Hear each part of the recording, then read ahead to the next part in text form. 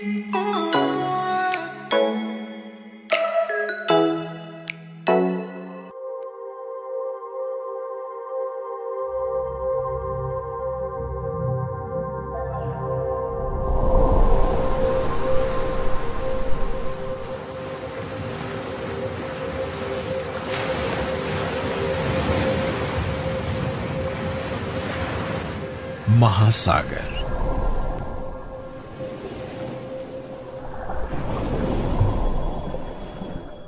जीवन की उत्पत्ति वाला स्थान। जीवन की शुरुआत यहीं से हुई।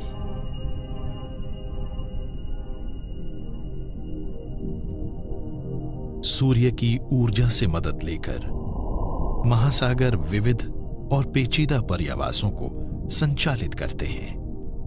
इन पर्यावासों में बेहद नाजुक कोरल रीफ से लेकर इस ग्रह के सबसे पुराने और सबसे लचीले दलदली वन भी शामिल हैं।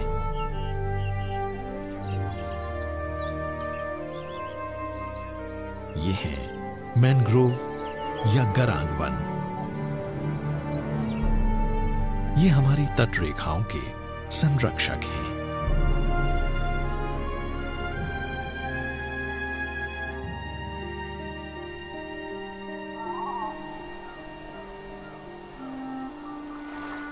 मैंग्रोव लाखों साल की विकास प्रक्रिया का नतीजा।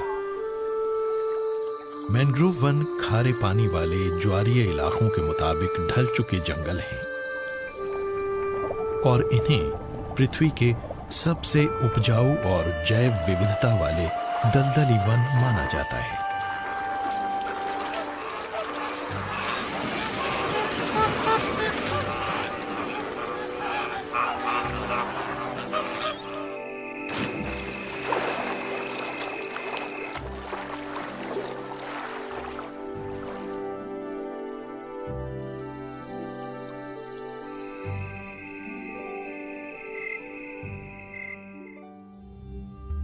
ये तटीय पर्यावरणीय प्रणालियां मुख्य रूप से दुनिया के कटिबंधीय और उपकटिबंधीय क्षेत्रों में पाई जाती हैं और ये करीब 1,52,00,000 हेक्टेयर इलाके में फैले हैं। ये कटिबंधीय तटरेखाएं दुनिया की सबसे समृद्ध जैविक विविधता और बुनियादी उर्वरता को कायम रखने में मदद देकर पूरी दुनिया में करोड़ों लोगों की रोजी रोटी को सुनिश्चित बनाती है।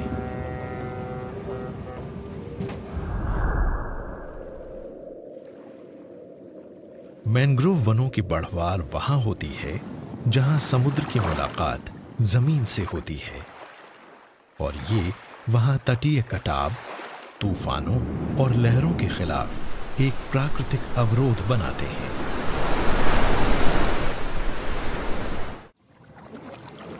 मैंग्रोव वन कई घंटों तक खारे पानी में आंशिक रूप से डूबे रहते हैं। दिन में 1 या 2 बार ज्वार लौटता है और तब पानी के नीचे की सतह बाहर आती है।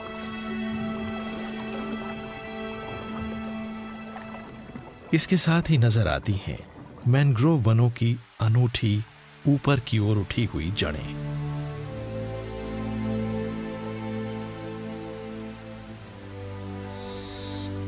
तीलियों जैसी इन जड़ों को न्यूमेटोफोर्स कहते हैं और कुदरत ने इन्हें हवा को तब झटपट जज्ब करने के लिए बनाया है जब जड़ें ज्वार के पानी में डूबी रहती हैं।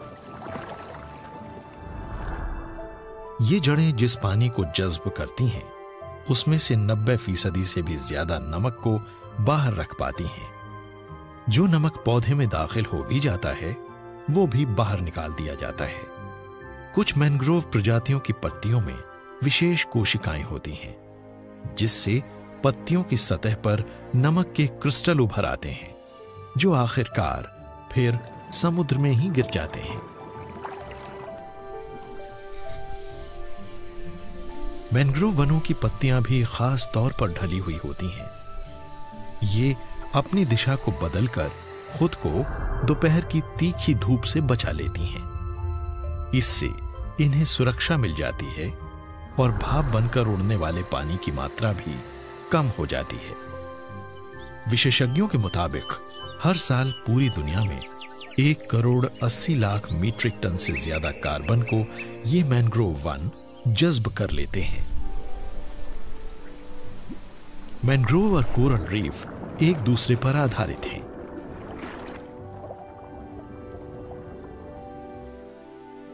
मैंग्रोव वनों की आपस में उलझी जड़ें तलछट को थामे रखती हैं, जिससे वो कोरल रीफ तक पहुंचकर उनका दम नहीं घोट पाती। बदले में कोरल एक अवरोध की तरह काम करते हुए मैंग्रोव वनों को तेज लहरों से बचाते हैं। कोरल रीफ और मैंग्रोव दोनों में मछलियों की सैकड़ों प्रजातियों का आशियाना होता है। मैंग्रोव कारोबारी नजरिए से अहमियत रखने वाली और रीफ में रहने वाली कुछ महत्वपूर्ण मछलियों को उनके शुरुआती जीवन के दौरान आश्रय और सुरक्षा मुहैया कराते हैं। मैंग्रोव वनों की बहुत सी प्रजातियां पेड़ों से जुड़े जुड़े ही अपने बीजों को अंकुरित होने का मौका देती हैं। इससे उनके जिंदा बने रहने के मौके बेहतर हो जाते हैं। जब ये अपने बलबूते पर पनपने लायक हो जाते हैं तो ये पेड़ से गिरकर मिट्टी में गड़ जाते हैं और तब तक तैरते रहते हैं जब तक इन्हें स्थिर रहने की कोई जगह नहीं मिल जाती। ढल जाने के इन तौर तरीकों से मैंग्रोव वनों को खुद को तेजी से फैलाने और पनपने में मदद मिलती है। मैंग्रोव के डेट्रिटस और अन्य प्रोटीन से समृद्ध आहार लाखों केकड़ों, झींगों और कम उम्र मछलियों को जिंदा रखते हैं। जड़ों का ये उलझा हुआ जाल कई प्रजातियों के लिए एक कुदरती नर्सरी की भूमिका निभाता है। ये हजारों जीवों के लिए एक सुरक्षित घर होता है।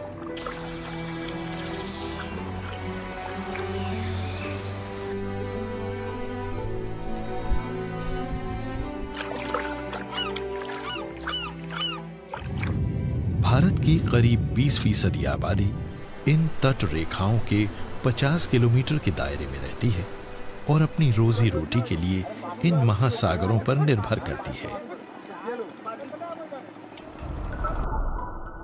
मैंग्रोव वन भारत की करीब 4639 वर्ग किलोमीटर तट रेखा पर मौजूद हैं।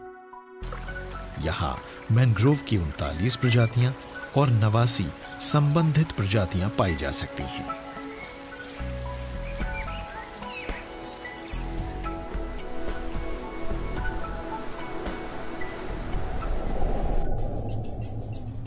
भारत के पूर्वी तट और बांग्लादेश के पश्चिमी तट पर दुनिया की सबसे विशाल मैंग्रोव वन प्रणाली मौजूद है। इसका नाम है सुंदरबन।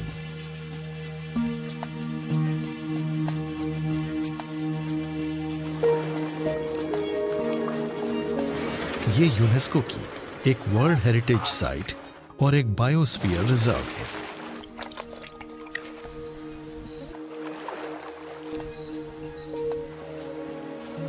सुंदरबन डेल्टा में स्तनधारी जीवों की 58 प्रजातियां हैं, जिनमें बाघ भी शामिल हैं। ये सभी मैंग्रोव वनों के खारे पानी और मुश्किल दशाओं के मुताबिक ढल चुकी हैं।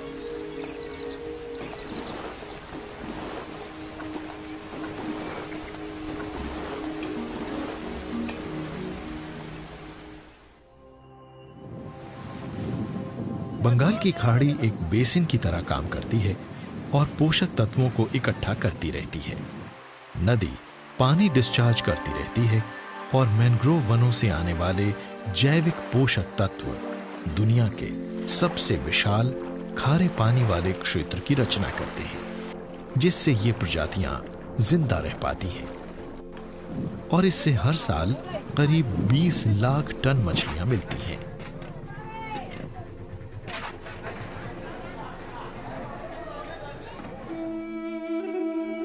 अगर मैंग्रोव वन गायब हो गए तो इसकी ज्यादातर उत्पादकता भी गायब हो जाएगी।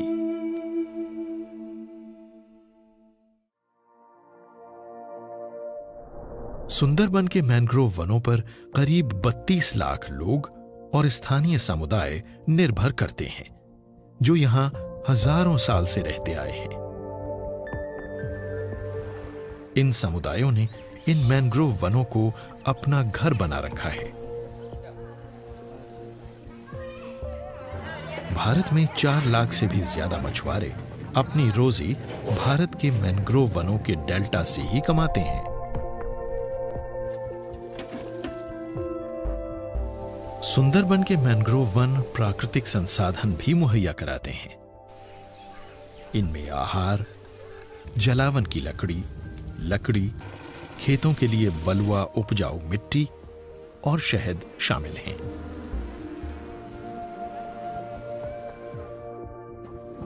मैंग्रोव से बहुत सी दवाइयां भी मिलती हैं जो त्वचा और पेट की गड़बड़ियों, अल्सर तथा कैंसर की कुछ किस्मों में भी काम आती हैं। पर तटीय समुदाय आज चिंतित है। पकड़ी जाने वाली मछलियों की तादाद घटती जा रही है और कई प्रजातियां गायब हो रही हैं। तटीय और समुद्री संसाधन बड़ी तेजी से घटते जा रहे हैं। अपनी पर्यावरणीय अहमियत के बावजूद मैंग्रोव वन आज भारी दबाव में हैं। दुनिया के कई हिस्सों में मैंग्रोव वन आज भी बड़ी तेजी से नष्ट हो रहे हैं और उनकी हालत खस्ता होती जा रही है। पिछले 3 दशक के दौरान पूरी दुनिया में ही मैंग्रोव वाले इलाके सिकुड़ते रहे हैं।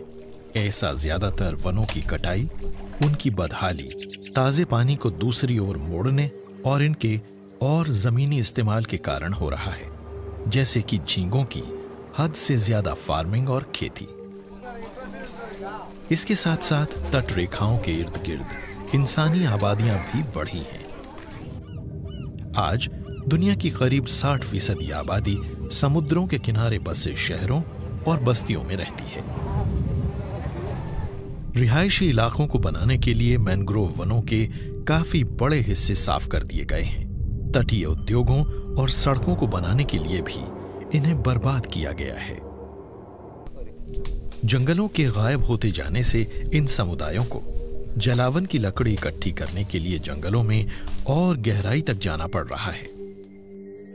खेतों से बहने वाले रसायनों से होने वाले जैविक और अजैविक प्रदूषण के कारण तथा भारी सिल्टेशन यानी गाद के जमाव के कारण पेड़ पौधों और जीवों की कई प्रजातियां खत्म हो गई हैं। मछलियों की कुछ प्रजातियां गायब हो गई हैं और अन्य कुछ आज बहुत दुर्लभ हो गई हैं।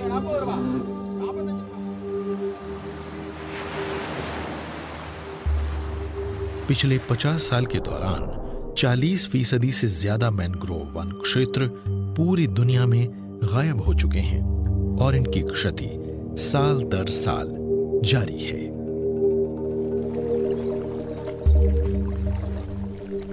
भारत में भी मैंग्रोव वनों के लिए खतरा सिर उठा रहा है।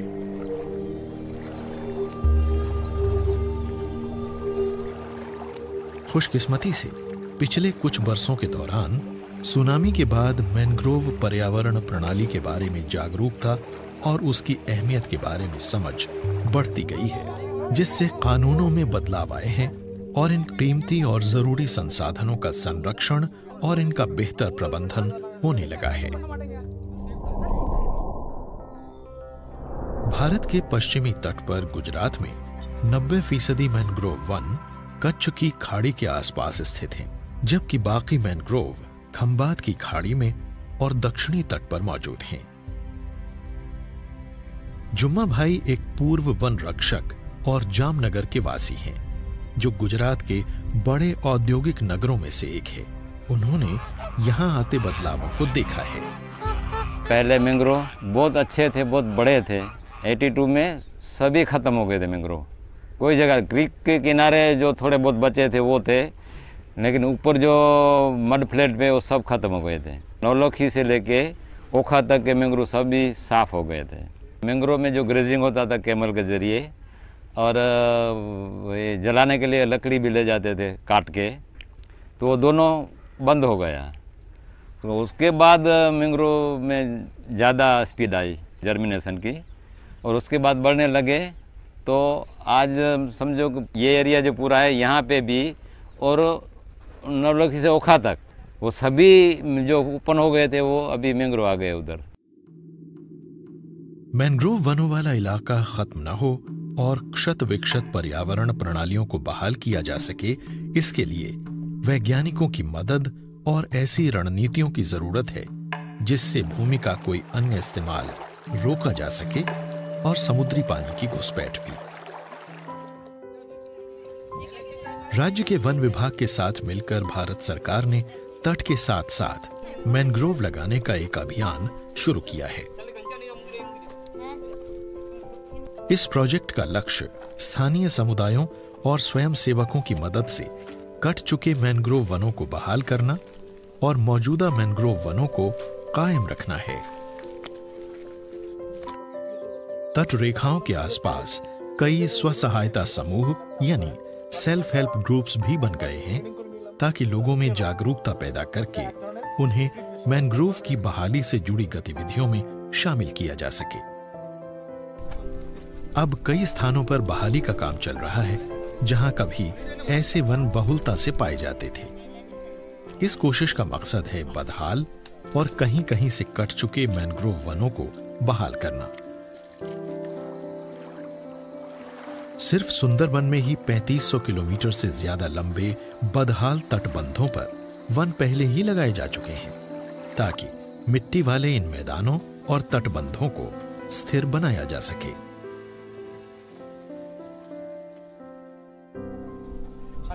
लेकिन आगे आने वाली चुनौतियां बहुत बड़ी हैं। सिर्फ सरकार की कोशिशों से ही कामयाबी नहीं मिलने वाली।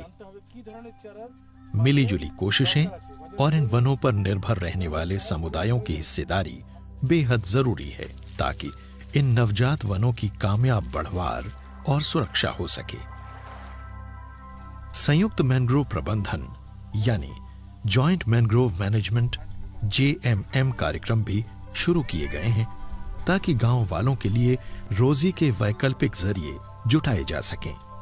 महिलाएं मैंग्रोव नर्सरी चलाती हैं और पौधों की नियमित सप्लाई सुनिश्चित करती हैं। हम इस नर्सरी को चला रहे हैं और वन विभाग हमसे 2 रुपए प्रति पौधे के हिसाब से पौधे खरीदते हैं। हम बाहर वालों को भी ये पौधे दे सकते हैं। आज हमारी आर्थिक हालत पहले से कहीं बेहतर है। इसी तरह तमिलनाडु जॉइंट मैंग्रोव मैनेजमेंट कार्यक्रम गांव वालों और स्थानीय समुदायों की मदद इन बागानों की देखरेख और सुरक्षा के काम में भी लेता है। इससे अच्छे नतीजे सामने आने लगे हैं। तमिलनाडु की 950 किलोमीटर लंबी तटरेखा के साथ साथ प्रमुख मैंग्रोव दलदली इलाके पीछावरम और मुथुपेट क्षेत्र में मौजूद हैं। मुथुपेट क्षेत्र में कुछ परिवार अब भी 200 साल पुरानी एक अनूठी तकनीक अपनाते हैं। ये मैंग्रोव वनों और फिशरी विकास के बीच की आपसी निर्भरता को दिखाती है।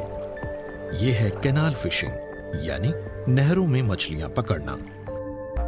मानव निर्मित इन नहरों में ज्वार का ताजा पानी बहता है जिससे मिट्टी का खारापन घट जाता है। इससे मैंग्रोव पौधों को उगने और बढ़ने में मदद मिलती है। उपयुक्त दशाओं में मछली और झींगों को भी बढ़ने में सहायता मिलती है। पारंपरिक ज्ञान मैंग्रोव पर्यावरण प्रणालियों और इसके संसाधनों के वहनीय प्रबंधन और इस्तेमाल में मदद कर रहा है।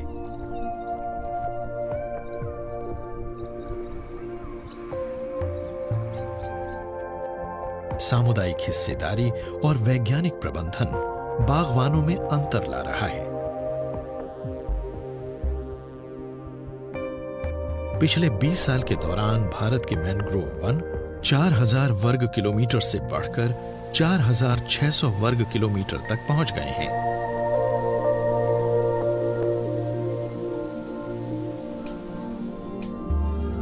शायद अपनी अज्ञानता के कारण हमने सबसे शक्तिशाली और प्रचुर प्राकृतिक संसाधन बर्बाद कर दिए हों, जिससे न केवल हमारी आहार सुरक्षा के लिए खतरा पैदा हो गया है, बल्कि इस पृथ्वी पर 3 अरब से ज्यादा लोगों की जिंदगी भी प्रभावित हो रही है। खुशकिस्मती से पृथ्वी पर हम ही एकमात्र ऐसी प्रजाति हैं जो इस नुकसान की प्रक्रिया को पलट सकती है।